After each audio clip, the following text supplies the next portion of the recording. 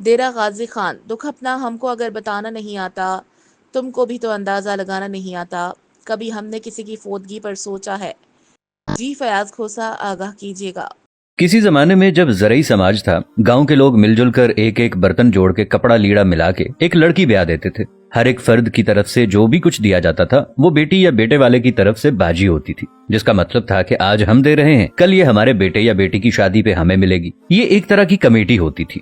اس کے باوجود کہ شادی باقاعدہ منصوبہ بندی کے ساتھ کی جاتی ہے، شادی کا کھانا دینا یا مہمانوں کو دعوت کھلانا بھی ایک سمجھ میں آنے والی بات ہے۔ دوسری طرف مرگ ہے جو کبھی پوچھ کے نہیں آتی۔ آنے والے مہمانوں کی تعداد بھی متعین نہیں ہوتی، دن بھی مخصوص نہیں ہوتے۔ بعض اوقات تو 40 دن تک سوگ چلتا ہے، اور کھانے میں ہم بکروں اور مرغوں کا مطالبہ کرتے ہیں۔ لیکن سوال ہے کہ کیا ہم پیدا ہی کھانے کے لیے ہوئے ہیں؟ کیا ہم مرگ پہ بھی کھانے کے لیے جاتے ہیں؟ اسے تو ایک طرف رکھیے، اور کہتے ہیں نا کہ دکھ اپنا اگر ہم کو بتانا نہیں آتا، تم کو بھی تو اندازہ لگانا نہیں آتا۔ کچھ خواتین کسی فاتگی والے گھر بھی جائیں تو واپس آ کر اس طرح تبصرے کر رہی ہوتی ہیں کہ بیٹی نے تو نیا سوٹ پہنا ہوا تھا، اسے تو دکھ ہی نہیں تھا۔ بہو تو ایسے ہنس ہنس کر باتیں کر رہی تھی جیسے اس کی دیرینہ خواہش پوری ہو گئی ہو۔ کوئی زیادہ رو رہا ہو تو اعتراض، کوئی صبر کر کے بیٹھا ہو تو مسئلہ، گھر صاف ہو تب تبصرہ، صاف نہ ہو تب تنقید۔ بھئی تمہیں کس نے حق دیا ہے دوسروں کو جج کرنے کا؟ کسی کا جوتا پہن کر جب تک خود نہیں چلتے تب تک اس کے چلنے پر اعتراض نہ کریں۔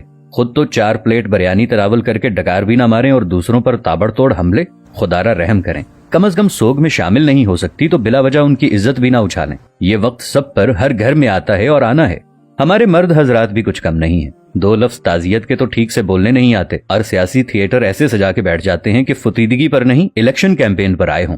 جس کے سر سے باپ کا سایہ اٹھائے کوئی اس کی بھی تو دلجوئی کرے، اس کے غم کا مداوع بھی تو کوئی کرے۔ لیکن ہمیں کسی کے غم سے کیا؟ ہم تو رسم دکھاوا کے لیے گئے ہیں۔ ہماری بلا سے کوئی مرتا ہے تو مرے، ہم تو پوچھیں گے کہ بھائی جی کھانے کا انتظام ہو گیا نا؟ کتنی دیگیں بنوائی ہیں؟ 10 دیگیں تو کم ہیں، برادری بھی ہے، محلے داری بھی ہے۔ وہ بیچارہ باپ کے سوگ کو بھول کر اس پریشانی میں لگ جاتا ہے کہ کہاں سے قرض پکڑوں، کیونکہ کھانا صحیح نہ بنایا تو باتیں ہوں گی کہ ساری زندگی باپ کا کھایا، مرنے پر روٹی بھی صحیح نہ دے سکا۔ ہمیں سوچنا ہوگا کہ کون لوگ ہیں ہم؟ مسلمان تو دور، کیا ہم انسان بھی ہیں؟ آخر اشرف المخلوقات کا تاج پہن کر حیوانیت کی ساری حدیں عبور کر جانا کہاں کی انسانیت ہے؟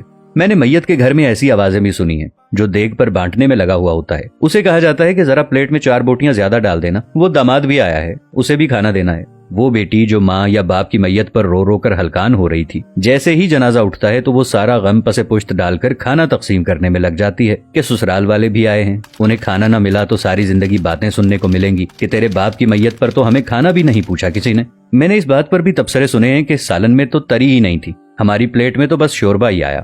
ہم بحیثیت معاشرہ ظالم بن گئے ہیں۔ خوشیاں تو کجا، ہم نے مرگوں کو بھی اپنے شریکے پورے کرنے کے لیے ایونٹ بنا لیا ہے۔